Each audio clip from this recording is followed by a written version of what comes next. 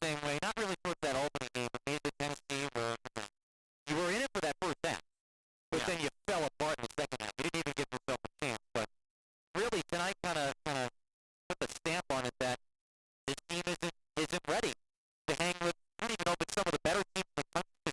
Georgetown really isn't, but it's so disappointing. Chip, we got you on the line right now. You want to talk about the final stretch? Yeah, that's all right with you. Go right ahead. I thought that at the end of the game, I mean, with seeing Donnie limping a little bit, that was tough with us. Yeah, no, for sure. Donnie limping, coming up limping. Were you at the game, Chip, or were you just watching? Yes, I was at the game.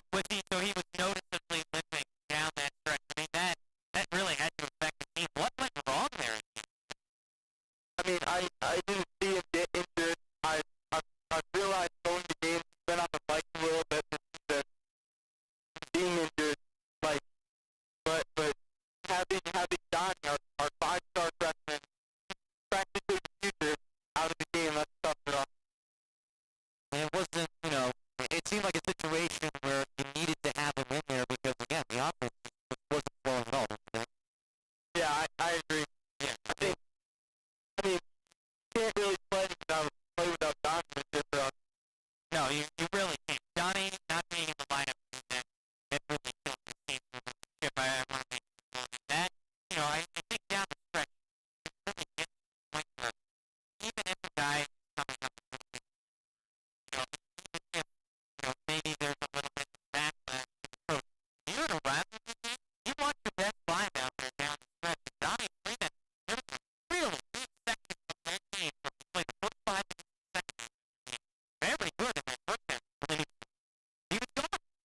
And again, like Chip said, appreciate the call, but you didn't really see anywhere where he was noticeably injured. Again, we weren't sure if that was a coaching thing or anything on you, but there was a point maybe 3 or 4 minutes left in the game, I think, where he only played 5 minutes in the second half. We're starting to look at each other watching this game saying, where is Donnie Freeman? Yeah, we got no explanation from anyone. One of the many questions we had. If you want any of the questions answered in terms of our opinion, what we saw, call in. Let us know. 315. Yeah. 5, 5, 5, 5, 7, 16. Early on, it felt like this team maybe had made a step out of 75. Georgetown, that's not really forward at all, but it like and then again, it's the offense that makes it like well, the defense, that's kind of been the deciding factor. Yeah, and UAlbany really saw the offense kind of shine a little bit more again with the UAlbany team that's fantastic. So it's kind of tough to put a range on that of what your offense, but you put up your best season high numbers in basically every offense.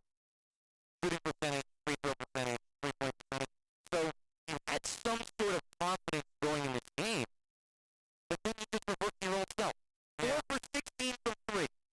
I mean, we sound like a broken record, but this team cannot shoot the free ball their life, and yet you have to rely on it at the end of the game. That's just not how that works. UAlbany is not a great one. You're right. The defense is the deciding factor. Looking at the game, it felt like box-wise that the Open got 17.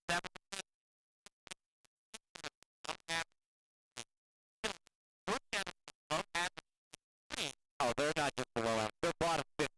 And Syracuse, in the country, they gave them open looks. Oh my, 15, it was just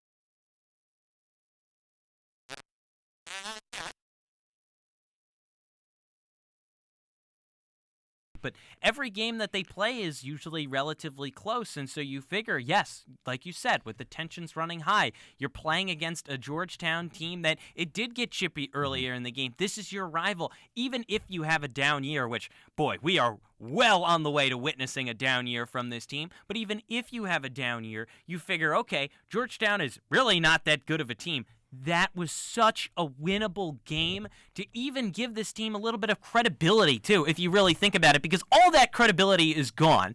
And it used to be the point where, okay, if all that credibility is gone and you beat Georgetown, okay, cool, that's fine. Well, now it's gone, and you don't beat a bad Georgetown team, so where are we? It's a great question. Where are we? It's a fantastic question. If you have the same question, call in, let us know, 315-443-2011. We have David on the line. He took advantage of that. David, you're frustrated, huh?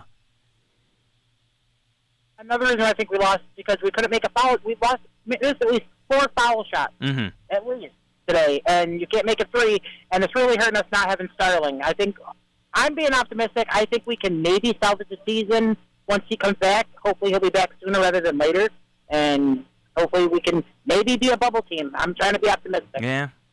I mean, perhaps. I think you mentioned the foul shots. This is a team that shoots poorly. They shot 72% today. They got 29 free throws, David. And, I mean, you hit 8 of those. It's a completely different game now. Yep.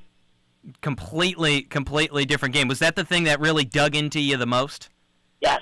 No. This team has always been bad this year, especially that Tennessee game. They make those, they win that game.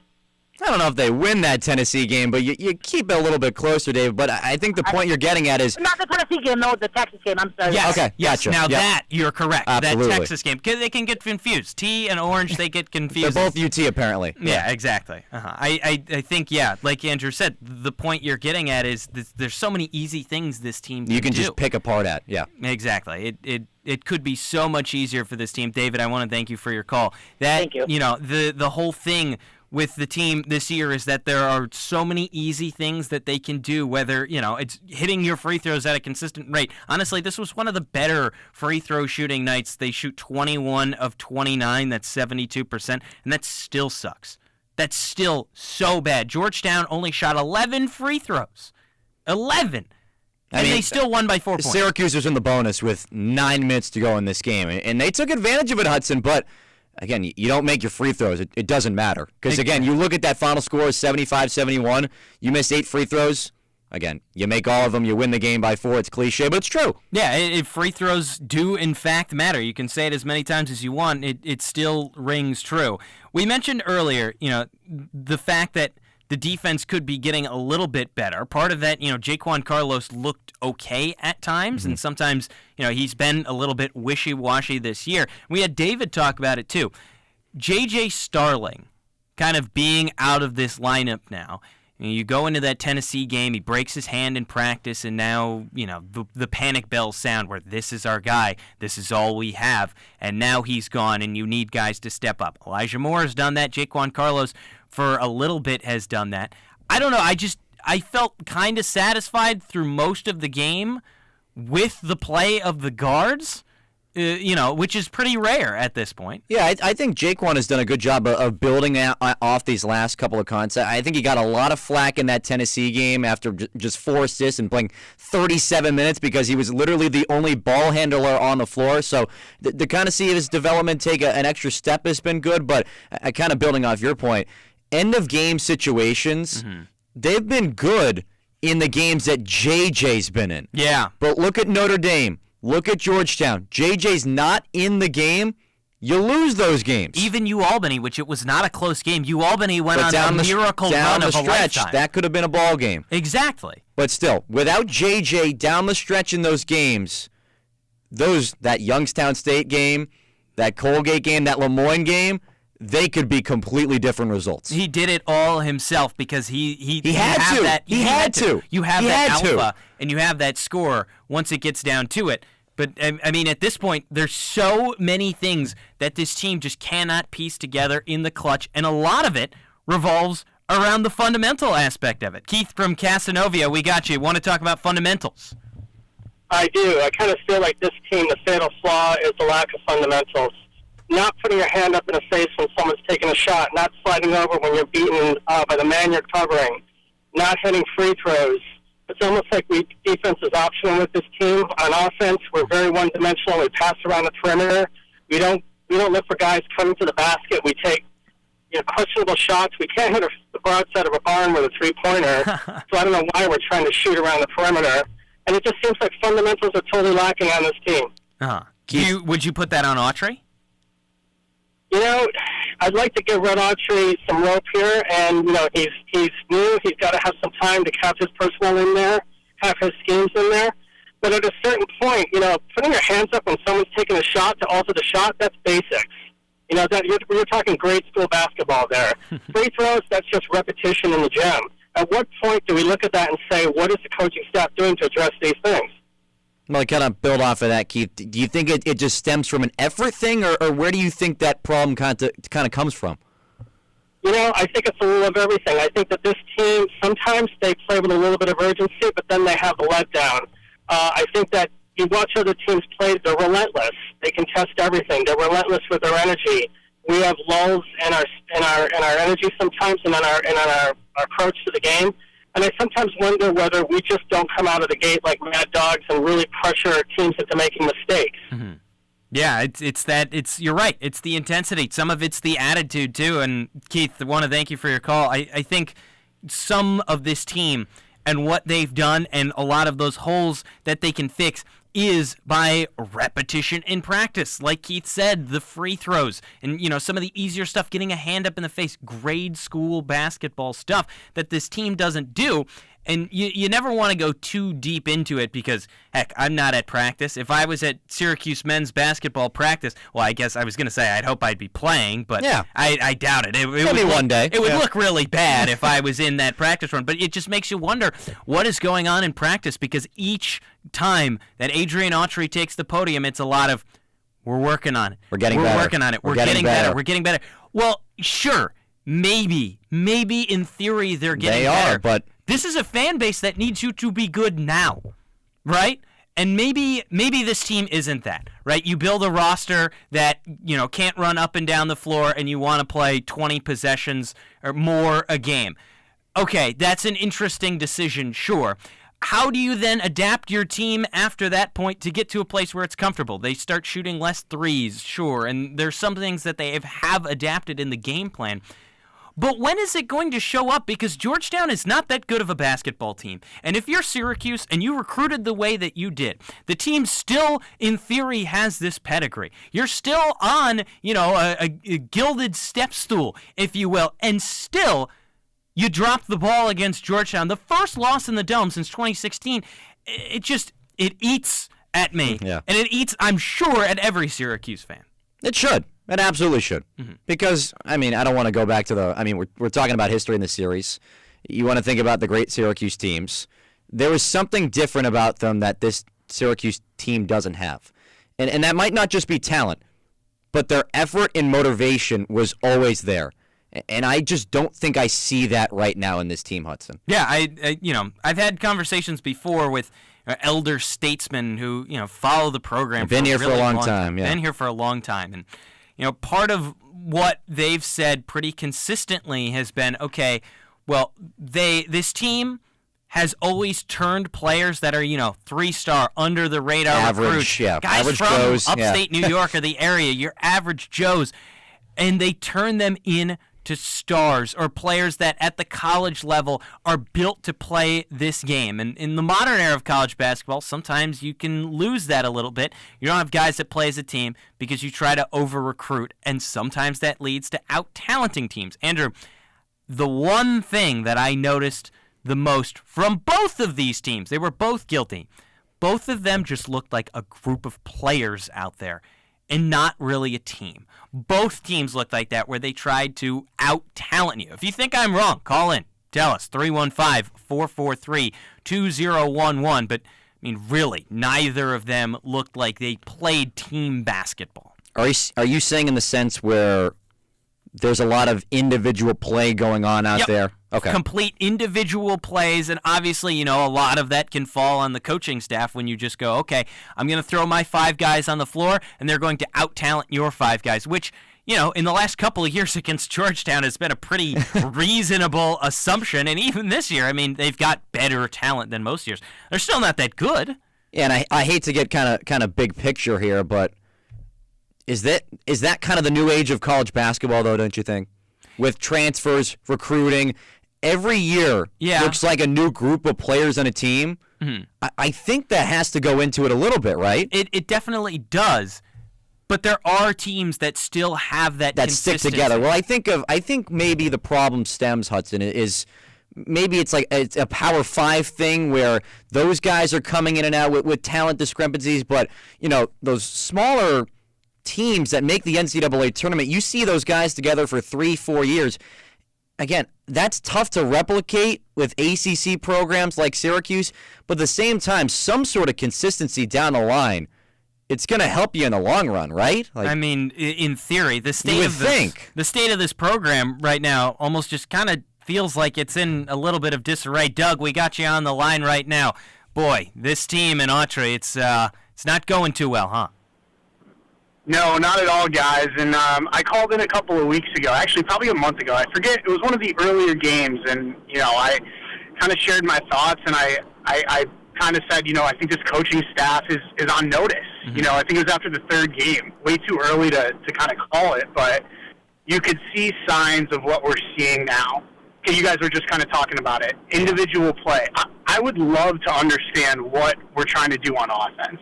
Me too. Pass the ball around right? I mean, we pass the ball around the perimeter. We get a one-on-one opportunity, whether it's Eddie or Jair, try to back down in the post. There's no off-ball movement. I can't remember the last time I've ever seen us run a play where it's like, oh, wow, great play. We got that guy wide open for a shot. Well, yeah. I think this entire staff has to go. It's not good enough. If we're talking about Syracuse basketball, the expectations that every single fan has is to go to the tournament. I couldn't even tell you the last time we've been there. I don't think we're any closer now than we were with Boeheim. Like, the whole staff, in my opinion, has to go. I've seen enough. It's unacceptable. It's not good enough. Doug, do you think it just comes from an offense being too complacent, where you're so relying on the 2-point offense that's the only way teams are going to win in order to defend you is just by letting you shoot threes and then guarding inside the paint? 100%. I mean, it's either, and they know we can't shoot. I mean, Bell's regressed beyond belief this year, and I mean that's on the staff. But he was shooting the ball well last year. He's non-existent these last couple of weeks, and really the whole season, outside of maybe 1 or 2 games. But yeah, I mean, we rely on Eddie Lampkin we run our offense through Eddie Lampkin and Jair Davis. Yeah. Carlos, sure, he's a great kid. I don't like to talk about that bad about our players, but I don't know how you can be that coaching staff and say, okay, this is our point guard next year, Jaquan Carlos. Yeah. And then have nobody else to go to. I mean, I think Red said in a press conference a while ago, he's our only ball handler. How is that possible? He did say that. How is that your only ball handler? No, yeah, you're not wrong. How in the world is that your only ball handler? Doug from Syracuse, ball knower right there. Doug, thank you for your call. What Doug said, too, was completely correct in terms of how is that your only ball handler and how much of this do you put on the staff? And it is a good deal because Chris Bell regressed at this point. That's something that we've been talking about week to week, but no one has really zeroed in on Chris Bell this year. He has regressed. He cannot shoot, and it makes you wonder, what happened? Where did his shooting coach go from last year? Well, Jerry McNamara, he went to Siena, and Chris Bell today, 0 for 4, 0 of 3 from 3. I mean, he just can't hit water if he fell off a boat right now. It's tough for him. It really is. Hudson, he hasn't made a 3 in 3 games. Oh, Didn't make one against Notre Dame. Didn't make one against UAlbany, and didn't make one tonight. He shot 40% from 3 last year, and he hasn't made a 3 in 3 games. Exactly. He's a talented shooter. I mean, this is not like, this feels like it's more than a cold stretch at this point because he does have that talent in terms of shooting. Just everything right now going awry for this team. Andrew, There's just so much with this game in general. You talk about the game itself, Syracuse in that 75-71 loss today to Georgetown. The one thing that we did pick up on, though, maybe this rivalry might be back just a little bit. We'll talk about that on the other side. We're up against a break, but don't go anywhere. Double overtime all the way until 6:30.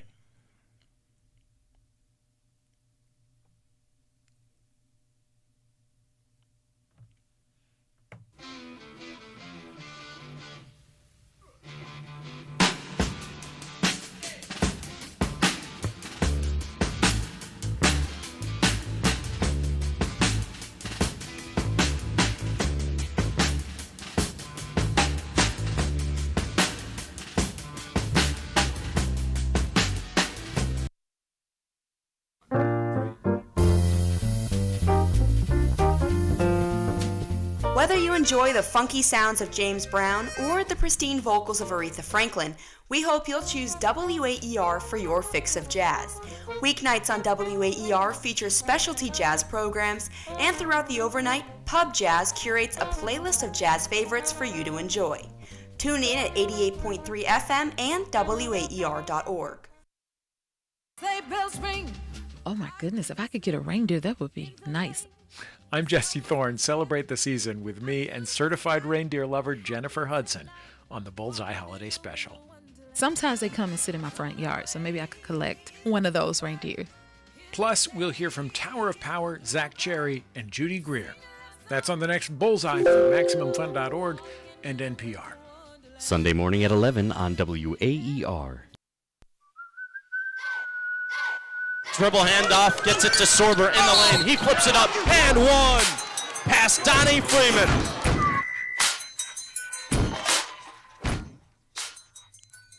Syracuse falls to Georgetown 75-71 inside the Dome. Hudson Ridley, Andrew Delpiana back with you here on the Double Overtime.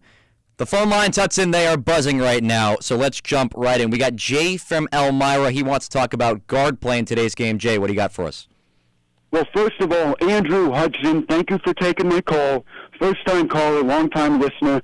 And Hudson, I heard what you said about these guys trying to out-talent the other team in the earlier part of the show. I just think these guards are not talented enough. I mean, Chris Bell has been doing this for years, where he tries to put the team on his back and then misses half the shots. I don't think that they can hold a lead because these guys just aren't good enough, even though they played well today. Interesting.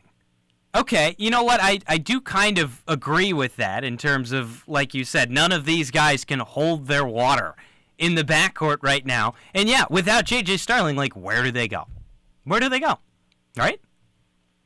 That's what I'm wondering. I don't think they go anywhere. I think JJ's great. Donnie Freeman, I know he's not where he needs to be yet. But what are the rest of these guys doing? They can't make any space, especially around the perimeter. No, certainly. You're incredibly right. You're incredibly right. I think, Jay, the biggest thing is too, right?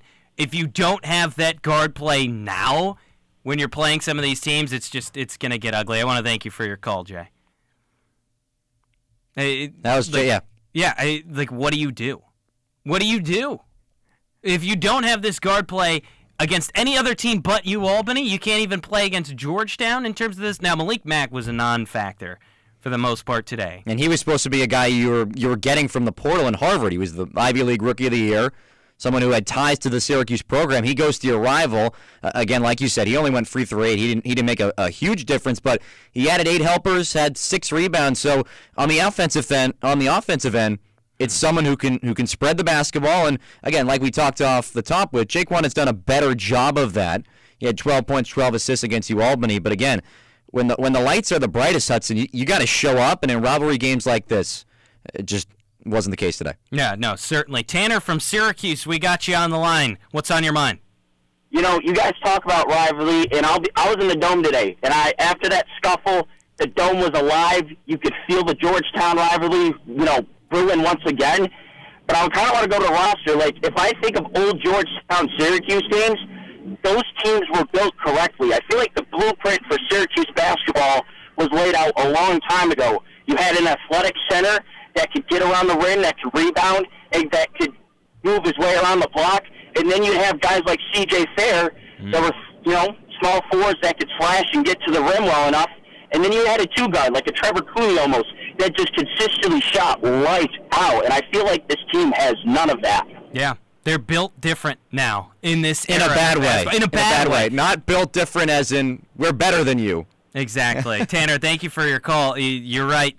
We talked about it earlier, this era of basketball where teams are built different, and it's just a hodgepodge of guys at this point. It's not fun to watch. It's really not. Like, in theory, when you have all these fun guys that play a fun brand of basketball, Eddie Lampkin's so much fun. Jaquan Carlos, he had 19 assists in a game last year. He's so much fun.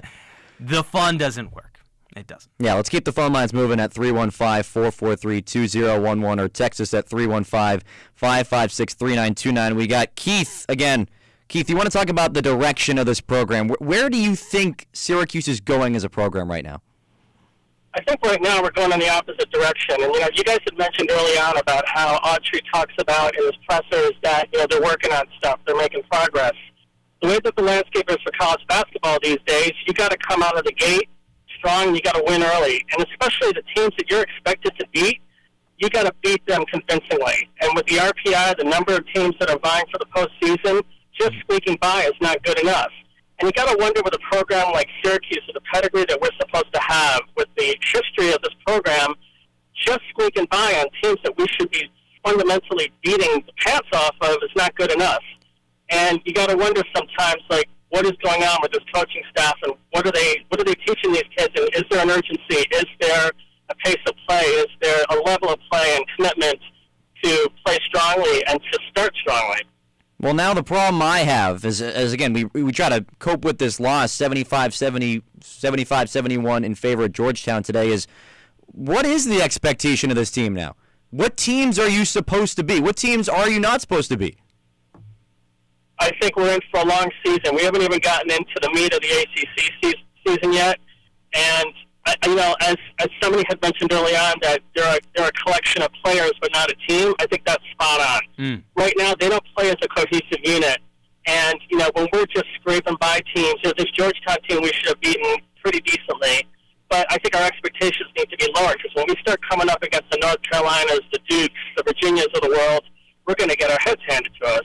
Before you go, I have one more question for you.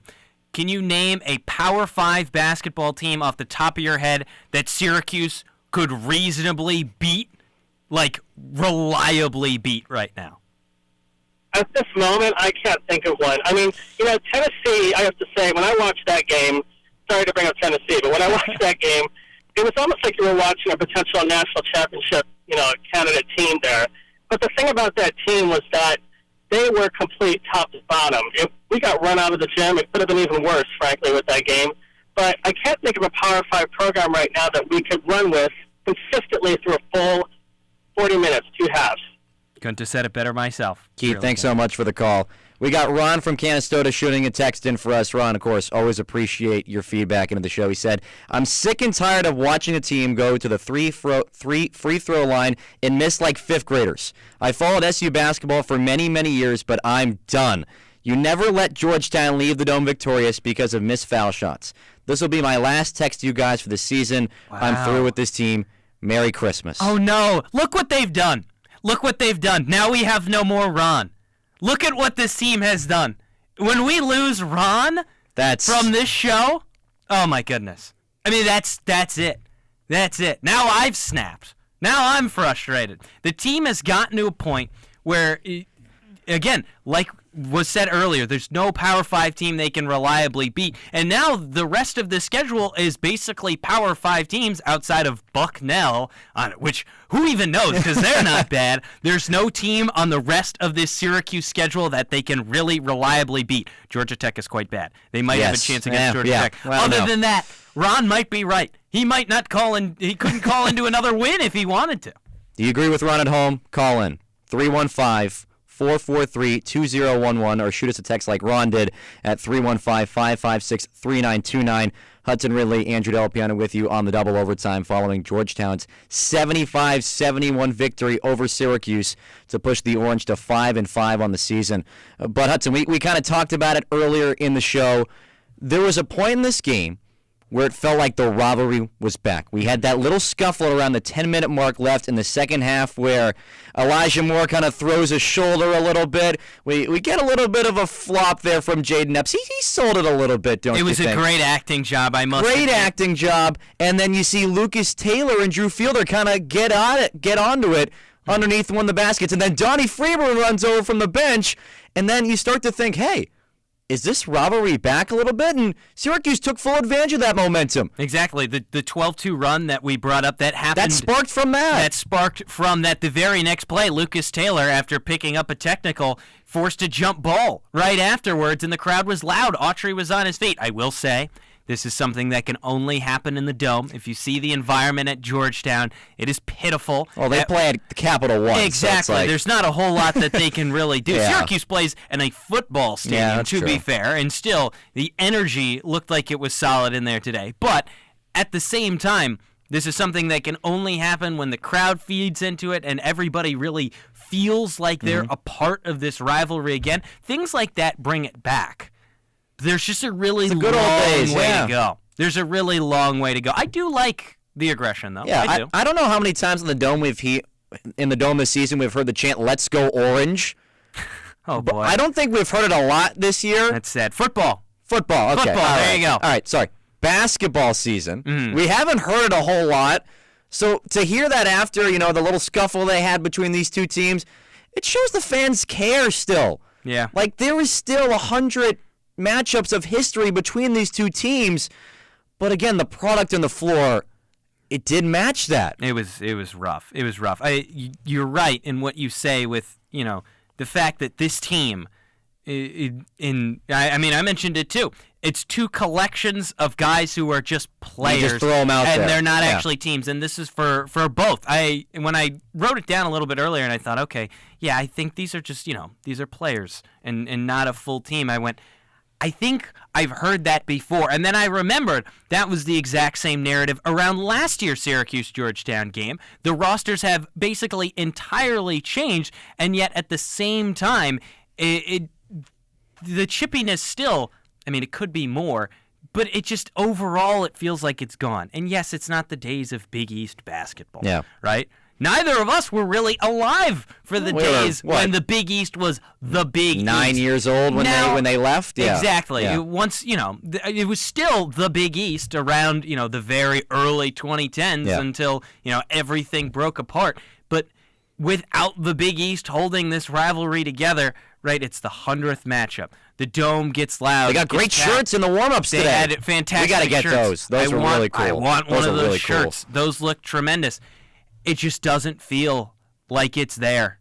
The energy still doesn't feel like, even with the pushing and shoving, it doesn't feel like it's there anymore. Did you want them to start throwing fists? Would that brought it back for you fully? I would never condone violence. That, however, would have fully brought it back for me. That is true. I think that, again, I'm not condoning anything to happen, but when, it happened away from the play, that Elijah Moore foul, and what was going through my mind was, okay, well, it would not be good if he elbowed somebody right here, or if Elijah Moore threw a punch away from the play, because they're treating this like a really serious technical. But in the back of my mind, I went, boy, that would be good for the rivalry. Good, that right? would be great for the rivalry if he did that. And I think the point I kind of want to jump on the back there of you is, you think about the players that have come before, right? Even Adrian Autry, who was part of this rivalry for a long time, he said that we got to teach the players now about what it was. Yeah. And that's so true, because you used to go into this matchup proud of the school you were representing to go against your arch rival from, I don't know, how far away is Georgetown in length? It's about 6-hour drive. Yeah. If I had to put a drive distance on it. Yeah, I know you love to drive, so I'm a big driving guy. So those distances. So yeah, but yeah. It's weird, the point where you used to be proud to be part of this rivalry, and now you almost think of it as a one-off a little bit. Yeah. You do, it's a lot of it is because it's separated by the fact that, of course, Syracuse is not in the Big East anymore, and that really does change things. At the same time, no one in the student body with this team is energized by Syracuse versus Georgetown. Part of that, again, is because they left the Big East, but part of that is because the product on the floor from both teams is just not good enough. I heard an exchange yesterday that almost broke my heart, right? And I'm not, like, the most invested person in this rivalry ever. Yeah. But two students I overheard talking about whether or not they're going to stay an extra day over break, and one of them went, well, there's a game tomorrow. Yeah. And the other one, oh, interesting, okay. Who do they play? And the other one went, Georgetown. They play Georgetown. Other one hadn't even heard of who Georgetown is. Oh, no. At Syracuse University, they didn't even know who Georgetown was. That, to me, signifies the fact that, okay, look, the rivalry is not dead because of the history of what it used to be, and there's a lot of people who still remember that history very vividly. But if something does not change with both of these programs, I'm also looking at Georgetown, because they are not good. These two teams have combined for just 2 NCAA tournament appearances in the last 4 years. Combined. That's not good. Exactly. And so now with these two teams, if neither one of them improves, actually, it's gotten to the point where if both of them don't improve, you can kiss the rivalry goodbye in 10 to 15 years once the people who vividly remember are a little bit older and the people who, 40, 50 years old, 30 years old, those memories don't stick that well in your mind anymore. And I think, too, there's a reason you keep scheduling this game every year, right? You have to. You can't not. It's not like you're going out to other Big East teams like Butler or St. John's or UConn. Well, Butler, take them out of the Big East. The real Big East teams. Right, sorry, exactly. Your real Big East teams. Mm-hmm. There's a reason you keep scheduling Georgetown and not those other teams because, again, you can just have your one-off non-con game against a Big East team, but the reason you schedule Georgetown is because of the historic factor in it. And the Dome was rocking today. It was probably the largest crowd we've seen all season long, which we'll dive into, of course, with Ian Nicholas in just a little bit. But, the fans, they still show up, Hudson. They still care. For now. For now. And I think that's the problem. It's for now. Because if you go to that game and you watch a game like that and you're a Syracuse fan, you go, oh, my God. We choked the game away in the final moments against a Georgetown team that's really not that good. What are we? If you're Georgetown, you watch the last couple of years, and you beat a bad Syracuse team this year, I mean, it doesn't really give you a lot. But if you watch the last couple of years and you get beaten by Syracuse pretty consistently, and you go, what are we? Yeah. And fans don't have that same connection to this rivalry anymore because part of it used to be, Syracuse and Georgetown were always in that national conversation. Always. If you talk to any dad right now around the country, they'll say, except for my dad, I don't think he'd know that. But. I'd love Big East basketball. Remember the days of Big East basketball? That's all my dad talks about. It's all Big East basketball, right? He knows his ball. He knows his ball. Kevin knows his ball. Shout out to him. He knows his ball. All they know is Big East basketball from back in the day, and that's what's keeping it alive. Syracuse has been detached from that. The Big East no longer has that big of a standing anyway, and if you factor both of those things in with the fact that Syracuse is bad, they just are. Georgetown is bad, they just are. Now you get to the point where it's this rivalry has a short amount of wax left to burn on this candle unless something is done to change. And it needs to be done quick. Where does the rivalry stand at home for you guys? Call in 315-443-2011 or text us at 315-556-3929. Also, check us out on Twitter and YouTube at WAER Sports Talk. Hudson Ridley, Andrew Delpiano, we're taking you up till 6:30 after Georgetown's 75-71 victory over Syracuse. And I kind of want to get back into the nitty-gritty of this game a little bit, Hudson. Donnie Freeman, a guy who was born in the Bahamas. When he was 6 years old, his family moved to D.C. He's now playing for Syracuse. He had the option to potentially stay in that area, play for the Hoyas, but his dad was a Syracuse fan growing up.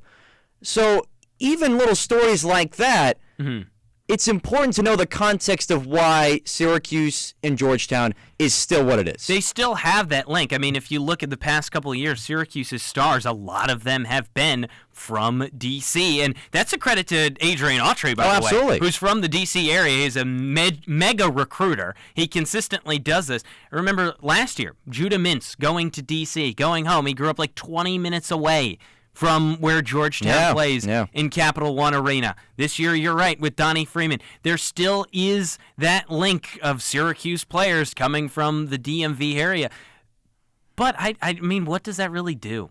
Like, what does that really do for this rivalry? I don't think it gives it... You mean stealing recruits from their region? Is that what you're saying? I don't think that gives them any fire. I mean, they're not, like, the best recruiting team. Donnie Freeman, you steal him away from potentially Georgetown. Yeah, but he's been Syracuse's best player by far this season. Yeah, but there's other reasons why he comes to Syracuse and not just because his dad was a Syracuse fan. I think that has a large part to do with it, and the fact that Autry is a DMV recruiter, and that's where his roots are.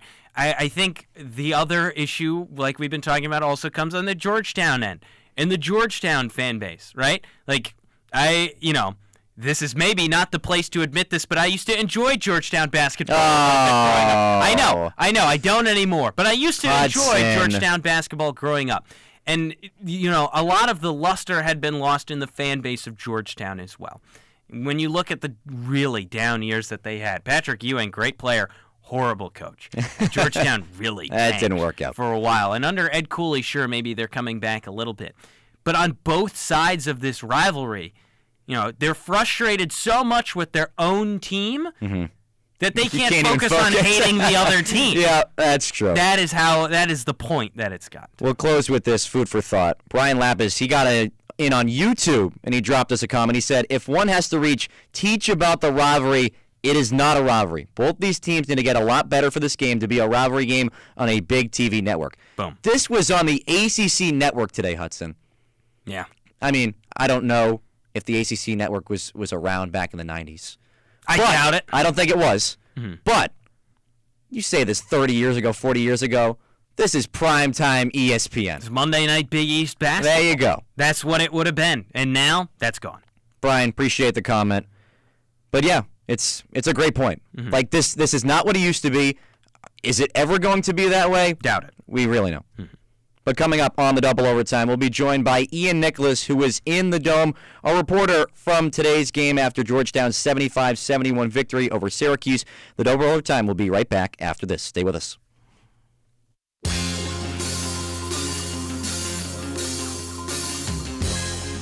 Are you interested in hearing music from Tuareg nomads, tuba throat singers, Congolese dance bands, and Jamaican dub? Well, you can here on WAER on Top of the World, Sundays from 8 to 11 p.m. with Mark Bostic and Connie Whaler.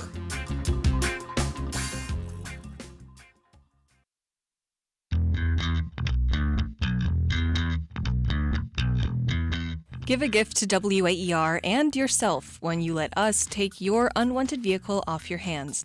Not only will your donation help support the on-air programs our community relies on every day, but it may even qualify for a tax deduction.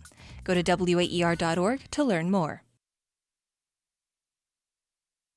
There is a one-stop listen for everything Syracuse athletics. You got great talent on this offense. Like, you can't go dormant for an entire quarter. And the Ostrom Avenue podcast provides unique opinions, plus exciting interviews from industry experts. Joined by Georgia Tech play-by-play broadcaster Andy Demetra, Syracuse.com, football beat reporter Emily Laker. Check out weekly interviews on YouTube and listen at WAER.org or wherever you get your podcast.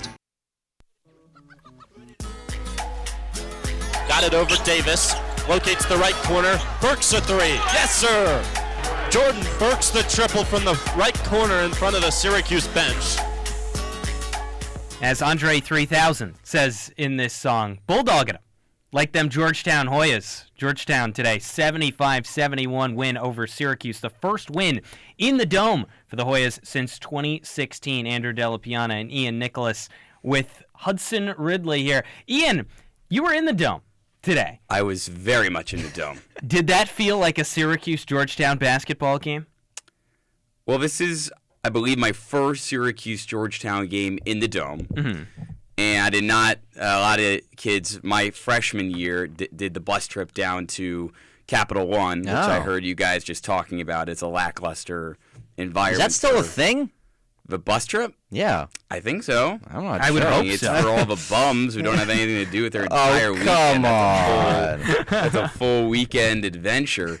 It is true. I would say I was a little concerned around the 2:05 mark. It was a 2:30 tip this afternoon. It didn't feel like there were going to be a lot of people there, a lot of space in the upper bowl especially. But just like most of the games in the Dome, within the next 10 to 15 minutes, I'd say the lower bowl was pretty full.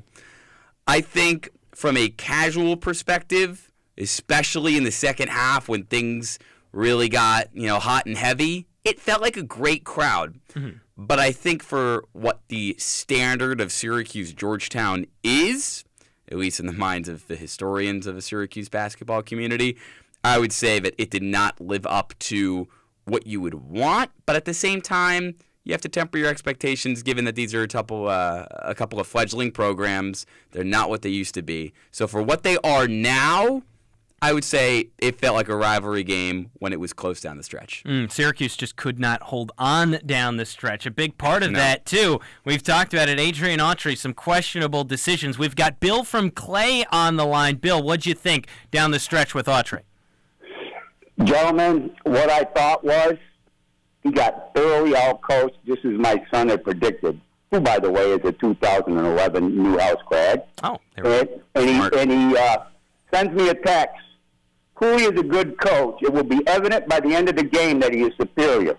And when they went zone with 6 to 7 minutes left, and Red Autry doesn't recognize his own personnel, let alone what they were doing, and he kept Taylor in the game. Meanwhile, you got Freeman on the bench 12, 13 minutes. I don't understand that at all. And one other thing, gentlemen, down the stretch, they out-rebounded us 9-2, and 3 of them were offensive rebounds because of no weak side help. What is he thinking? Is he watching the game or is he coaching the game? I'm sorry. He might be a good man, loyal to the program. Yeah. It's time to get a big-time coach in here. We're all frustrated, as you can tell. No, you're not wrong. I think the rebounding is a difficult one. I think Chris Bell, how many times over the years have we talked about Chris Bell not being able to rebound at the level that he needs to? He's a head case no matter what. Right. Now, it used to be he was just a little overly emotional. Now he can't do the one thing he was supposed to do consistently, shoot the ball. I get it. But, gentlemen, at least we've seen Chris Bell make a shot before. Oh, we know Freeman can make some shots. And Taylor takes an off-balance deep shot after we made that nice run. Red, what are you watching? Boeheim would have yanked him out of there so fast he didn't even see the light of day. But come on. He did get out coached. He really did. Down the stretch, it was very, very tough for him. Bill, really want to thank you for your call. That was great. I think, Ian, we talked about the kind of the energy in the Dome after that 12-2 run that Syracuse had, and everything was going their way. They just need to put the nail in the coffin. And a little bit, of what Bill talked about was the fact that they kind of let that slip by some of the choices made. At what point did you really start to see that slip? Well, just to actually tag on to one quick thing that Bill mentioned, Cooley switching to his zone, and whatever version of his zone that it was, it looked a heck of a lot like Jim Boeheim. Oh, absolutely. I think it was the standard 2-3. 2-3 zone. Against his own team. That's not what Autry called it after the game. Okay. He used a 2 and a bunch of other numbers attached to it. 1-3-1. Right. But, Mike Waters of Syracuse.com, who knows this program like the back of his hand, he asked Red, did you prepare to see zone? Because the way Cooley came up before Autry, which makes sense because he was the road coach, and, Cooley's like, look at that. The 2 zone. Got him. Jim Boeheim's probably cussing me out right now. He was smiling and grinning like he's just like, I pulled a fast one on you, Red. And meanwhile, Red said, oh, yeah, I expected that. They've played zone in every game this year. Every game. We prepped it. But then how did it show? It didn't look like it. No. You cannot go 4 minutes scoreless down the stretch. No. I think to get back to your original question, Hudson, the rotation was completely mismanaged. The personnel, it looked like Syracuse went on that big 13-2 run, something in that range. 12-2. 12-2 run early in the second half, and it was kind of a funky lineup. Right, there was Taylor out there. There was no Freeman. There was no Bell.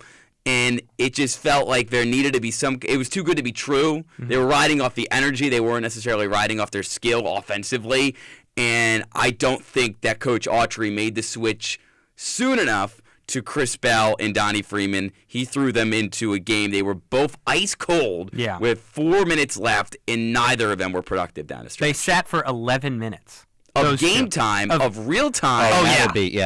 Exactly. Game time to real time math. It's half an hour that they're sitting there on the bench, and Donnie Freeman, he came back into the game, looking a little bit limp, but both of them, like you said, they came in ice cold. Now, what can you do if you're either of them if you've been sitting there for so long? Yeah, I mean, I try to get a glance on the bench just to see where these guys are at. I appreciate that Donnie, as a freshman who knows, maybe he has aspirations of going one and done. Obviously, he's got the talent to do that. He stays engaged throughout the games. He's one of the guys who's always standing up on the bench, but that can only do so much for you. Chris, I mean, he's looking at the floor. He's looking at the Jumbotron to try to get a gauge of what's happening on the floor. Doesn't feel like he's as invested in the game maybe, but it's been a really difficult stretch for him. Yeah. So, I can only imagine what he's thinking on the bench. Did Coach Red get asked about Donnie, about why he wasn't on the floor in the second half? Did he give any reasoning behind that at all?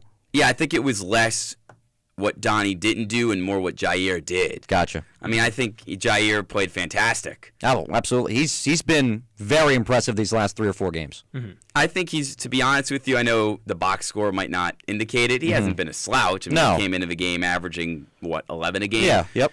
But I just have... His answer was, to get back to your question, it really was that Coach Autry thought that Jair was the better fit, especially early on in that second half, to attack Georgetown. They were dealing with a little bit of foul trouble, too. Yeah. Made sense to get the ball down low to Jair. And, Thomas Sorber was one of the better players on Georgetown, a big that I had, circle headed into the game. He played pretty well. And I think, something that Ed Cooley said about Sorber, I think, is really actually applicable to Davis as well.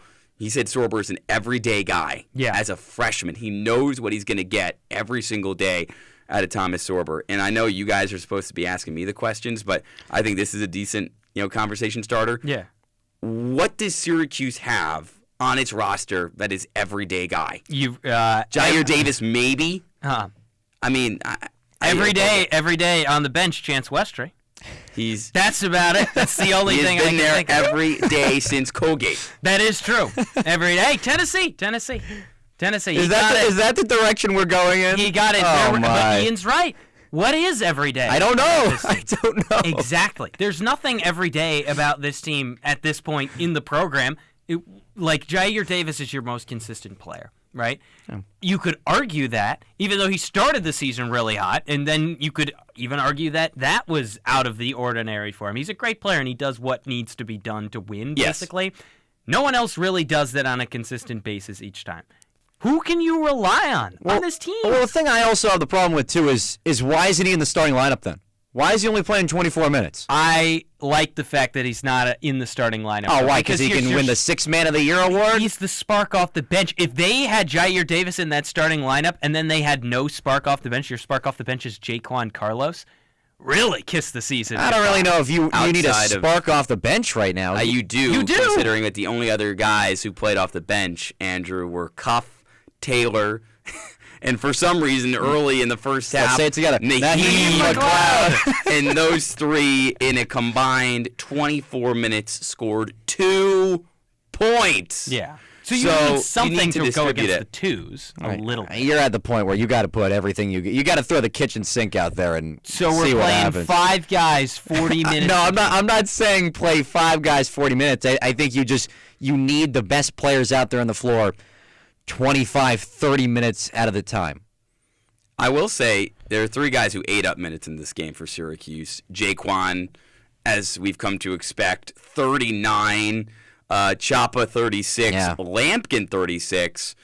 Shout out to Eddie. Big bounce back from him. It's not easy at that size going up and down the court for that long. And, sometimes he's a hard guy to really get a gauge on. He's very easygoing. He's very nonchalant.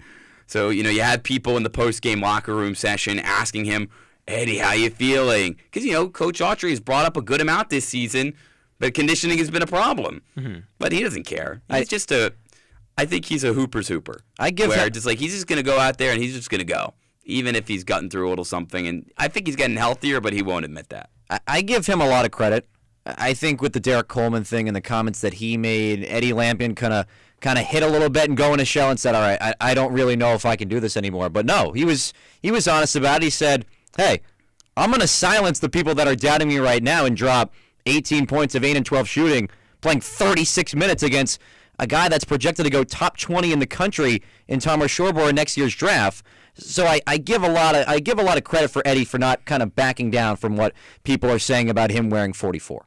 Yeah, look, it's a number that he wore at his previous school, so, it's for some reason. Yeah, I don't think that's really I don't think he wears 44 to wear 44. Well, he wore 4 at TCU, right? Mm-hmm. And then he wore 44 at Colorado. He wanted to go back to 4 here at Syracuse, but of course Chris Bell wears that, so he just add the 4 on the end. 44. Well, maybe Chris should wear 3 so that he can figure out how to 3. That might be true. It's almost wrong place, wrong time with him. We've got Ian Nicholas here, who is in the Dome for Syracuse and Georgetown. Again, the Hoyas winning 75-71. If you have any questions for him, couldn't make it to the game, well, here's your opportunity to find something out. 315-443-2011, the number to call. The number to text, 315-556-3929.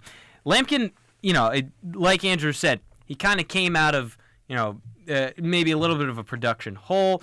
And everything almost looked a little bit better from him today in certain aspects. But the defense and kind of the defense of the whole team was lacking a little bit. I wonder if you saw in person when Eddie Lampkin started clapping his hands on a defensive possession with, I think it was Shorbert from the mid-range. Backing him down. Yep. Backing him down. Eddie Lampkin starts clapping his hands. Shorbert pulls up from mid-range, hits it, and Eddie Lampkin, gets frustrated with the fact that he hit the shot. Not with the fact that he did that, with the fact that he hit the shot. I just want to know, it feels there's a lot of times where this team just feels like they're kind of in a hole emotionally. And just going through the motions. Just going through the motions, or in a hole emotionally, irrational emotionally out there on the court. Did it feel like that today? Yeah, of course. They don't have a leader. Yeah. Right? I think Eddie Lampkin is the closest thing you have to a vocal leader because, he is physically imposing and he's loud. And, there were times where you could hear him barking with officials and the officials getting to the point where they're talking with Eddie and saying, you talk a little bit more, we'll throw you out of this game. Mm-hmm. I think Syracuse needs that kind of guy. But at the same time, I don't know how much I trust Eddie Lampkin to be the rock of this team. Because, I know J.J. Starling isn't necessarily a vocal leader. He is still out there, albeit on the bench. Mm-hmm. Eddie was kind of even in the I thought something that was a little bit odd was in the post-game locker room when I was talking to him. He was kind of propping up his own leadership ability because I think somebody asked him about Jaquan Carlos, who has stepped up in production a lot over the last couple of games. And he's like, I'm always telling him to be confident in himself. And I'm like, okay. I guess that's a nice thing to say. That's not what I asked you. Yeah. I don't know if you want to prop yourself up as the leader of a team that is arguably one of the worst right now in Power 5. That's headed out of, the ACC tournament. That's not going to be not at all. The captain of a sinking ship does not get remembered for good things. Exactly. You got to stay with it until it goes down. We got Mark from Rochester right now on the line. Mark, obviously, can't always be there in person, but Ian was. What do you got for him?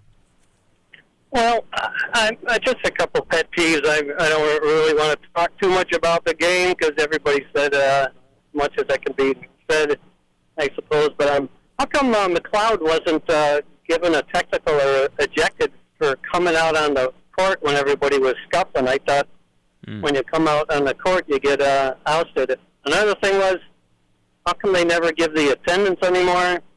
And what's another pet peeve? Well, here's one that Our list of bugs me about college basketball. How come whenever somebody scores, they have to show a close-up of that person's face while you're missing the action of the ball getting stolen or the defense setting up? That is true. I can answer two of those. I don't want to put my Newhouse student cap on, but we are taught to, in production class, to make sure you get that hero shot of the player that scores the basket. So if you have any grievances there, that's just an ACC producer. Why can't they do that in like the third of a screen or something? And the number one thing about somebody in sports is to not miss the action. It's just it kills me. Yeah, no, you got to be a little quicker on the You know buttons. where you'd never miss the action? On the radio. Yeah. Right. 88.3 WAER. That's another boy. It's always the best place to listen. That's a good one. Mark, really appreciate your call. We'll try to answer some of those questions here. Keep up the good work. Thank you. We will. Thank you very much. That's an awesome question. That was a great question. And a good plug too, Hudson. Thank you very much. No, I think Mark is right with some of what he's saying. You know, it's just frustrating overall. There's a lot of that was Festivus right there, the airing of grievances. That's what that was, and there's a lot of Syracuse fans that feel this way right now. I will say something. I think this is, out of my 4 years covering this team, this is the fewest amount of fans that have shown up to games on a consistent basis, I believe. Yeah. So I understand that the Encore product it might also be as bad as it's been in the last 4 years, which is really saying something because the standard was already dropped a rung from where this team usually was. Now it feels like it's almost dropping another rung. Mm-hmm. You're starting to hear a lot of noise about, that the fans are losing their faith in Coach Autry, and I don't need to get into a debate about that. I'm sure you guys have had plenty of conversations with plenty of callers who are frustrated with the direction of a team.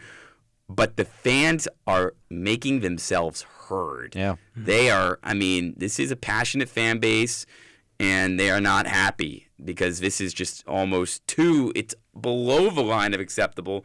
And, the athletic department sees the numbers, right? Yeah.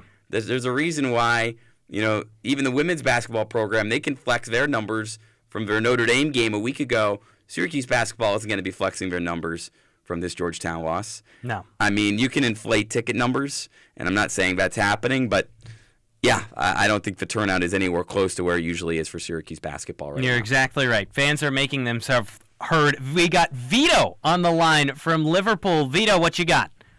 Yeah, so I want to talk about a couple players and their performance today, but I also want to address Autry if you give me some time after. So first thing, Elijah Moore, and he's a freshman. I'm not going to knock him. I'm just going to give you stats. He was 4 for 14 from the floor, 2 for 9 from 3. Mm-hmm. And then you have Bell, who is a complete disaster and useless on the floor. You could put an orange cone out there with the number 4, and it would be the same performance. He was 0 for 4 from the floor, 0 for 3 from 3. So that's 2 for 12 from 3 between them, 4 for 18.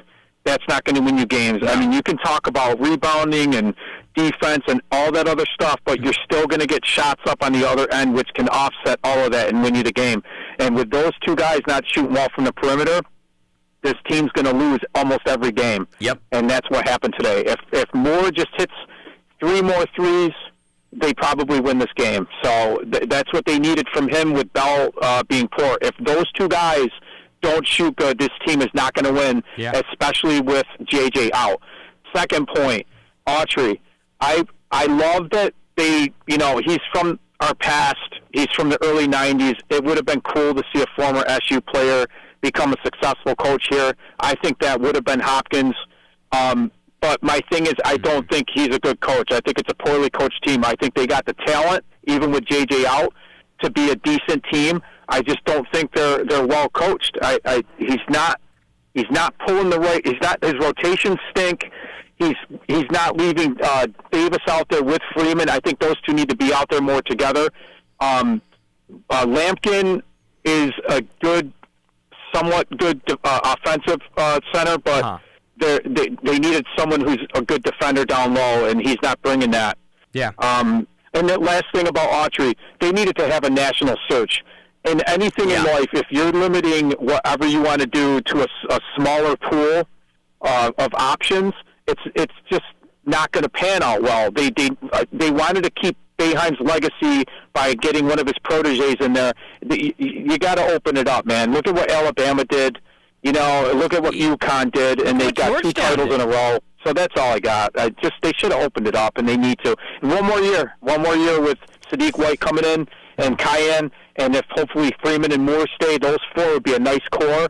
If he doesn't coach them to an NCAA tournament next year, you got to give him the boot. Mm-hmm. Well, thank you, Vito. We appreciate your call, and like you said, opening it to a national search. That's exactly what Georgetown did with Ed Cooley, and now they pick up their first win in the Dome since 2016, 75-71. Yeah, I mean, he said it. The first thing I think he said of note in the post-game press conference for Ed Cooley was, this was the biggest win that I have picked up at Georgetown.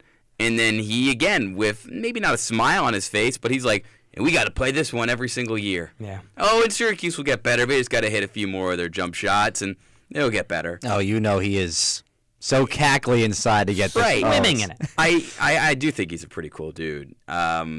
A little bit out of his depth sometimes on the references with the kids. He tries to act a little cooler than he really is, but I think in his name. He's a he's a little too cold.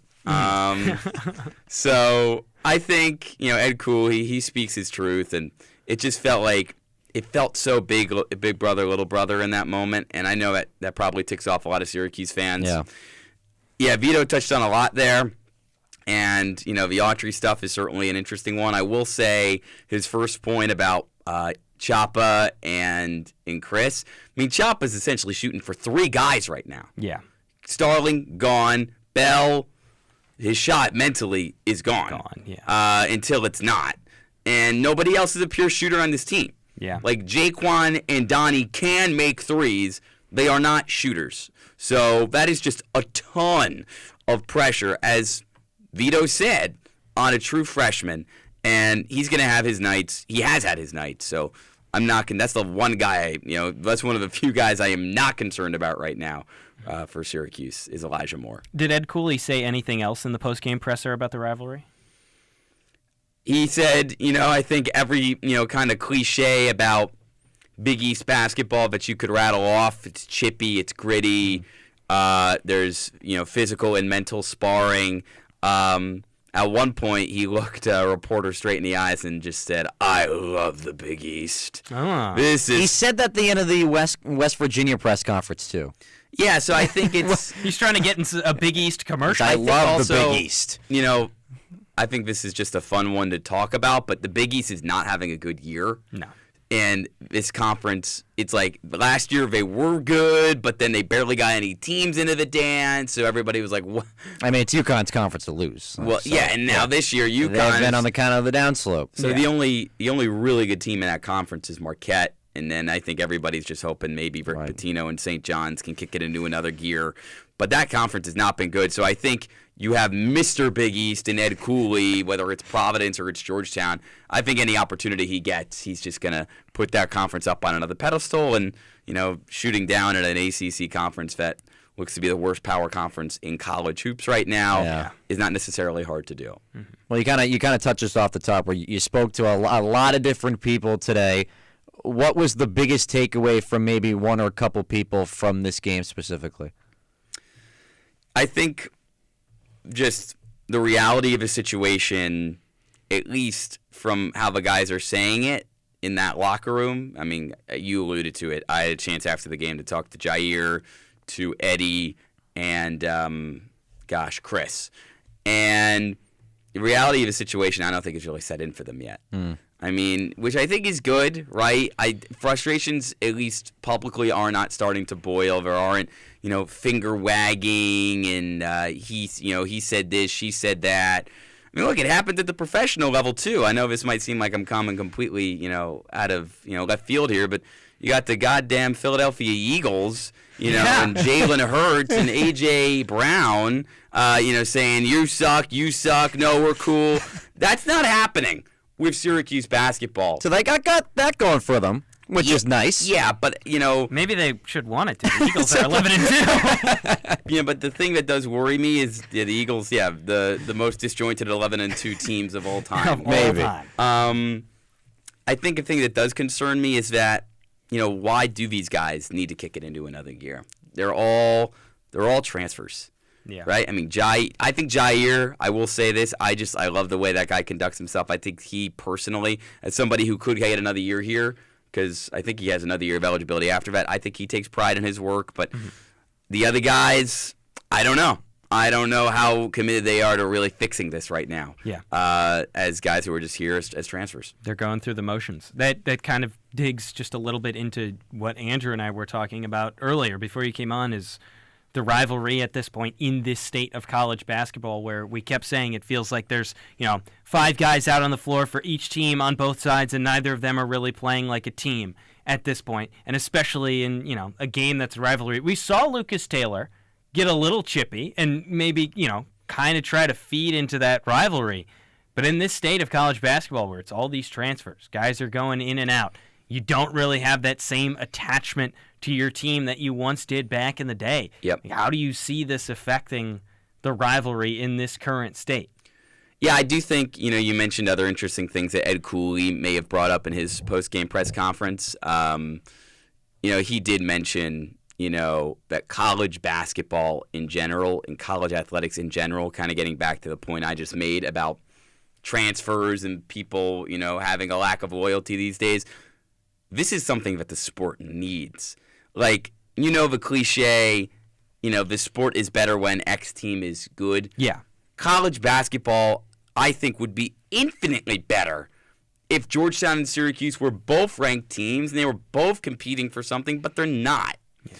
I think the biggest concern for me, Hudson, in terms of how the rivalry played out today, is it didn't feel like we hit that gear until midway through the second half. Yeah. Literally when that tech happened. That's exactly what we were saying. I mean, if it felt like it in here, it felt like it tenfold in the dome. Oh, I bet. It got infinitely louder. It was just like, so I think you could look at it from 2 different ways. Glass half empty is, where was this all game? Why wasn't this the energy from the first minute of the game like it used to be? The glass half full would be, well, that was cool, right? That was a fun stretch of the game. 12-2 run. That's what the Big East was. So you can look at it from 2 different perspectives. I think the more realistic way to look at it, to be honest, is the glass half full, because it's been over 10 years, guys, since Syracuse was in the Big East. It's been a while. Yeah. So those moments are hard to come by. Mm-hmm. Exactly. The dome crowd getting loud on its feet. Ian, we're glad you were there. It was good to have you along through all of this. One last thing. Sure. In terms of, what you heard from Coach Autry on this rivalry, did he speak to the chippiness at all of this? Or, he says all the time, we got to teach these young guys about the rivalry, right? Right. Yeah, I even asked Eddie about it after the game, what some of the words were headed into the week. And, I mean, it definitely seems like Coach Autry continued to harp on it throughout the week.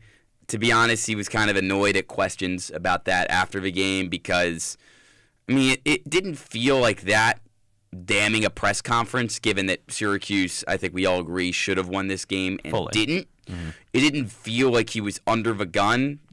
Since it was that kind of nostalgic game, it felt like there were a lot of questions about, can this rivalry survive? Do you want this rivalry to survive? How did you feel being out there?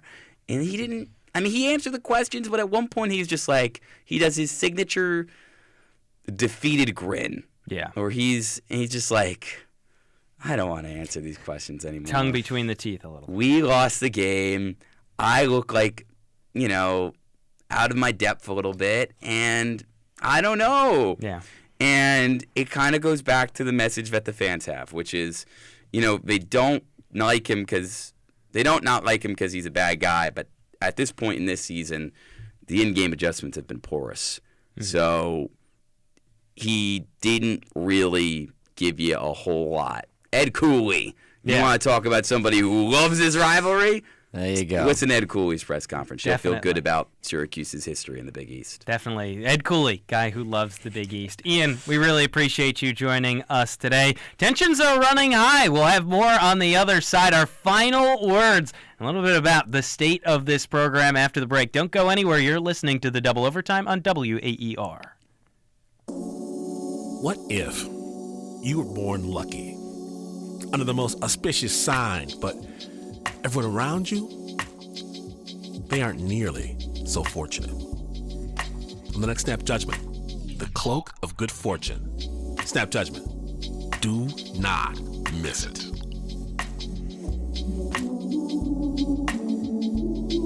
Sunday morning at 10 on 88.3 FM WAER. Delve into the rich tapestry of acoustic-led folk, roots, and Americana music as we welcome back Common Threads here on 88.3 FM WAER. Enjoy national and international acts as well as local artists every Sunday with host Pete Thomas. Whether you are seeking the comfort of timeless classics or contemporary gems and music discovery, don't miss Common Threads Sundays from 2 to 5 exclusively on 88.3 WAER, your local NPR station. There is a one-stop listen for everything Syracuse athletics. You got great talent on this offense. Like, you can't go dormant for an entire quarter. And the Ostrom Avenue podcast provides unique opinions, plus exciting interviews from industry experts. Joined by Georgia Tech play-by-play broadcaster Andy Demetra, Syracuse.com, football beat reporter Emily Laker. Check out weekly interviews on YouTube and listen at WAER.org or wherever you get your podcast. Swings from McKenna near side, who gets it to the baseline. Fielder shuffles off for X, gives it back to Fielder. Finds a backdoor cut and a slam from Micah Peavy. Ball movement leads to an open jam for Georgetown. Well, as the song implies, time is flying here on the double overtime. Hudson Ridley, Andrew Del Piano with you. Following Georgetown's 75-71 victory over the Cuse to go to 8-2 on the season, while SU drops to 5-5. And Hudson, we just had Ian Nicholas on to talk about press conferences, all sorts of different topics, but it's time for probably my favorite segment of the show, our final words. I'll toss it to you first, my friend. What is your final word from tonight's game? This is just embarrassing. That's really what I have to say right now. I mean, sure, maybe that's like a little bit of an overreaction, but like you said, they dropped to 5-5 after a loss to a Georgetown team that, yes, Georgetown is 8-2. It is not a good 8-2. They've played absolutely nobody. Their two losses were a blowout loss to Notre Dame and a blowout loss to West Virginia. The only two Power 5 teams they played, they didn't keep it close in either one.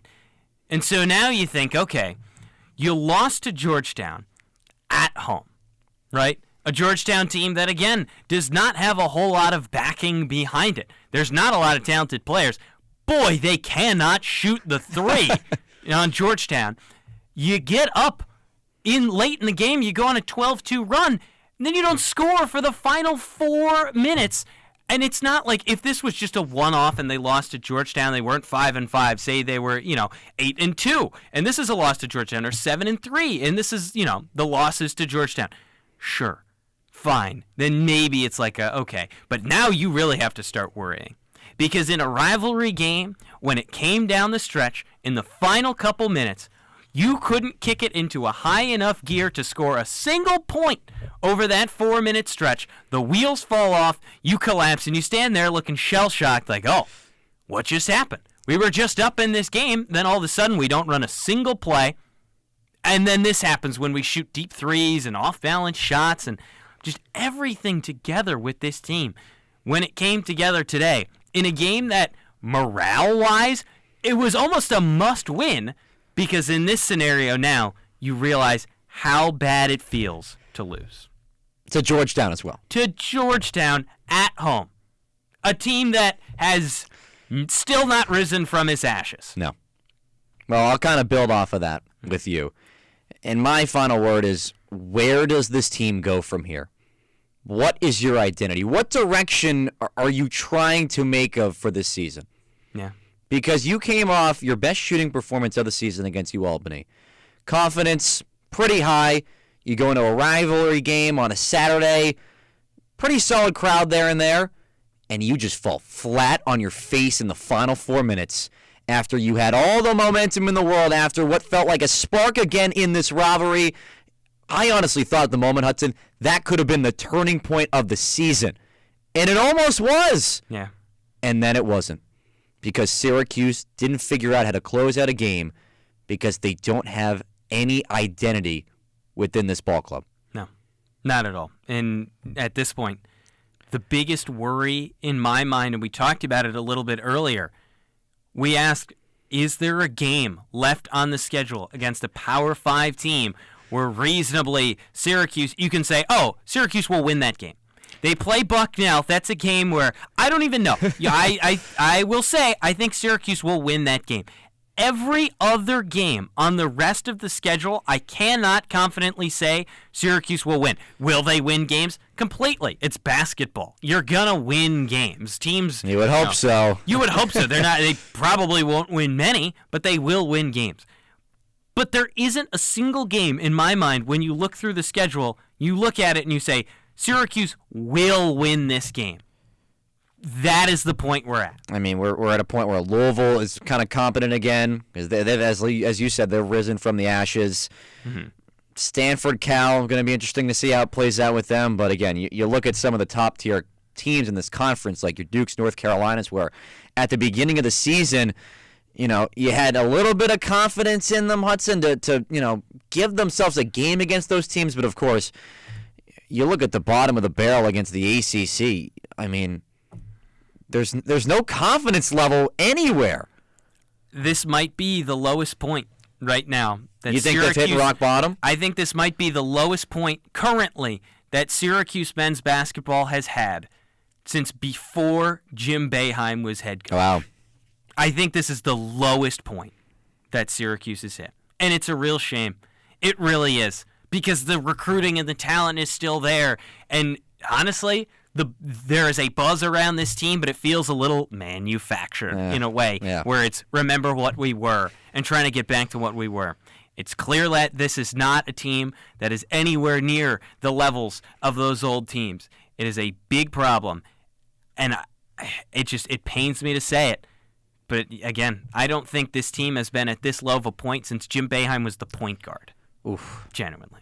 And Vito kind of brought it up from Liverpool a little bit early in the show where how much of this can really be on Adrian Autry. Right? Yeah. Because he's kind of set up the future a little bit.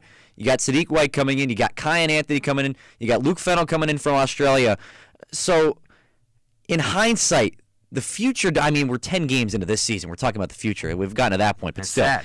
I mean, so you do have some sort of direction in the next coming year, but how are you going to build off of this year at all if you are? Yeah, the only way I could see it going would be down at this point. You talk about all the recruits, but it's not just recruiting. It takes, once they get here, making sure that they are good players, coaching them up to reach their full potential. The blame goes a whole lot of places. It has to go everywhere in the locker room. Everyone really has to take a long look in the mirror. Well, good news. Syracuse has a week off before their next game. They take on Maryland on Saturday, December 21st. That one a noon start, 11:30. That's in the Gotham Classic at the Barclays Center, so hopefully they can change their fortunes there after going 0-2. I think that could be an ugly one. Okay. That's all I'm going to say. Brace yourselves. I think that could be ugly. Maryland's not a ranked team, but they're pretty good. This is one where Tennessee was really good, and the number 3 team in the country, it looked reasonable. Texas and Texas Tech were like, okay, these are almost ranked. Sure, that's why they lost. Maryland isn't really close to being ranked, but they're still good. This could be the ugliest one that they have. Well, the double overtime for that show will go until 4 o'clock with Luke Burgess and Adam Gotkin. But even better news, we're less than 2 weeks away from the bowl game for Syracuse football. Number 21 Syracuse football taking on Washington State and San Diego. Kyle McCord's playing in that game. Football school now. Yeah, football school apparently. That game on the 27th. That'll be an 8 o'clock start here in the Eastern time zone. We'll have an hour-long countdown to kickoff at 7 o'clock at W8ER Sports and at W8ER Sports Talk on Twitter for the latest coverage. A couple of thank yous to hand out. Our producer, Luke Burgess, engineer Skylar Wilkes. He was engineering the broadcast today as well. Got to give him some thumbs up on the double engineer duty as well. Our reporter who came in, Ian Nicholas, and our talk desk members, Drew Alba, John Baccio, and Nick Evans. Couldn't do this broadcast without you guys. But for our entire crew here at WAER and alongside Hudson Ridley, I'm Andrew Delpiana saying so long and good night.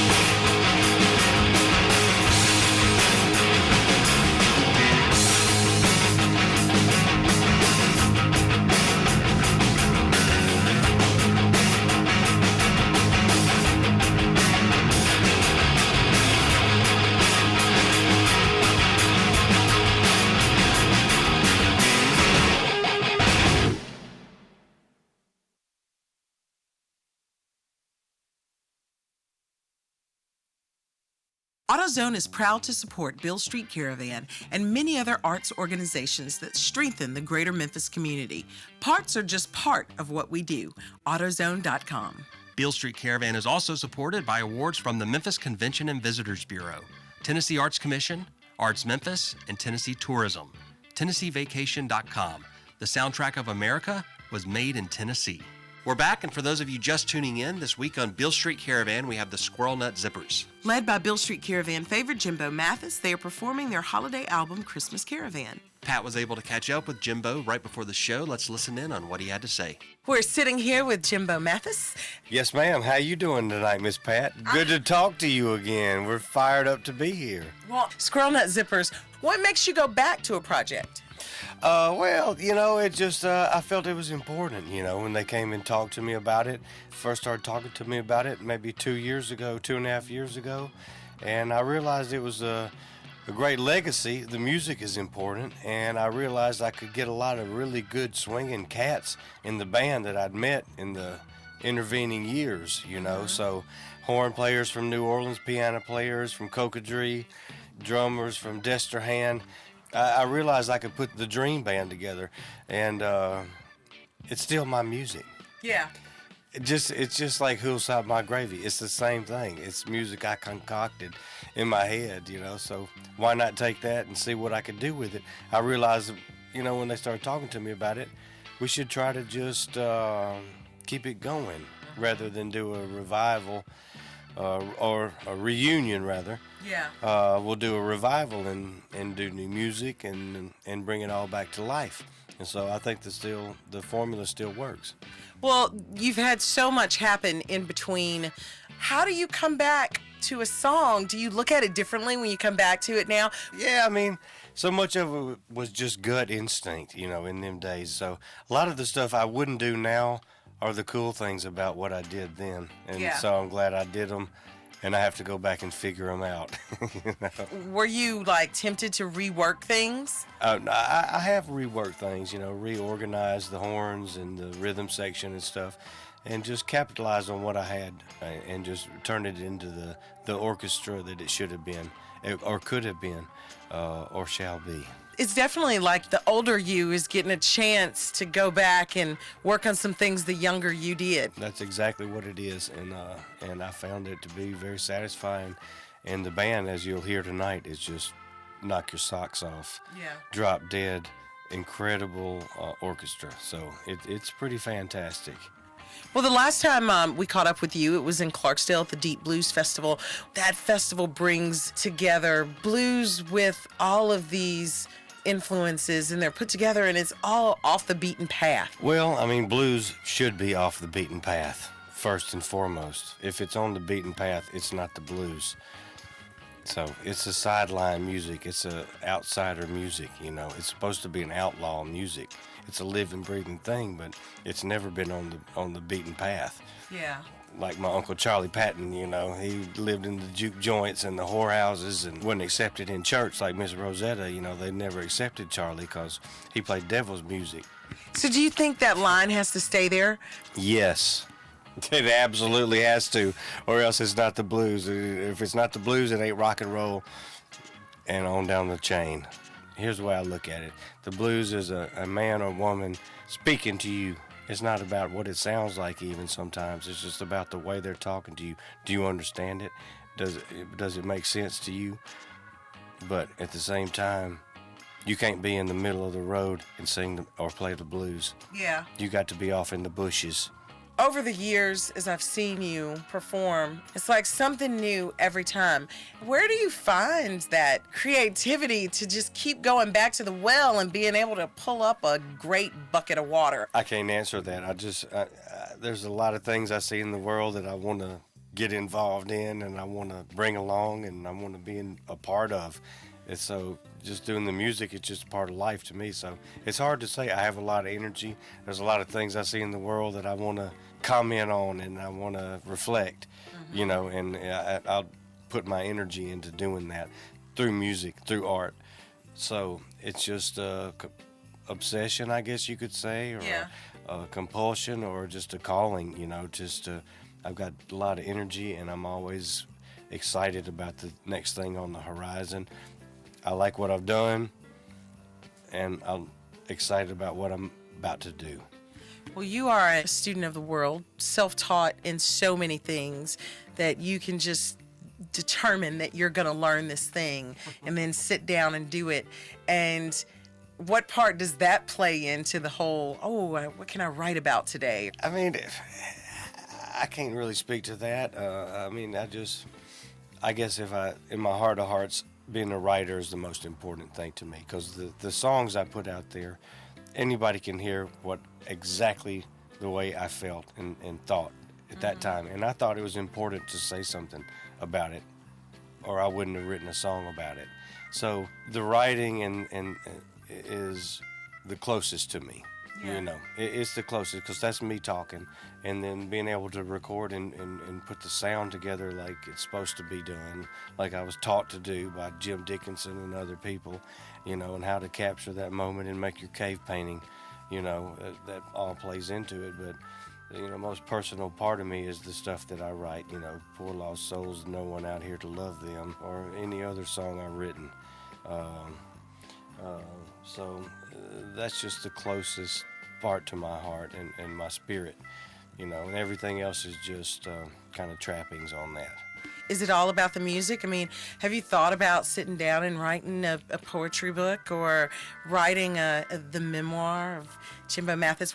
Well, they're coming, and I'm gearing up to it, you know. I'm getting my chops together for that, you know, because I'm definitely working on that, writing some longer pieces and some more sustained writing.